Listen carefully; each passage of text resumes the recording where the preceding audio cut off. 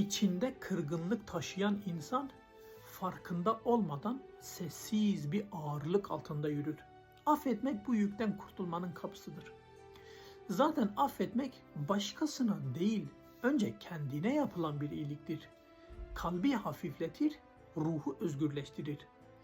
Geçmişin gölgelerini aydınlatan her affediş, insanın hem kırılan hem de kıran taraflarını anlamasına yardımcı olur.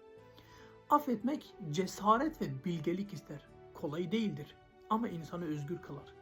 Çünkü affeden kişi artık geçmişin esiri değildir. O kapıdan çıkmıştır. İç huzurunu yeniden inşa edebilir.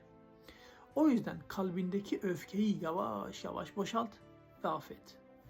Affetmek insana hem güç verir hem de insan olmanın özünü hatırlatır.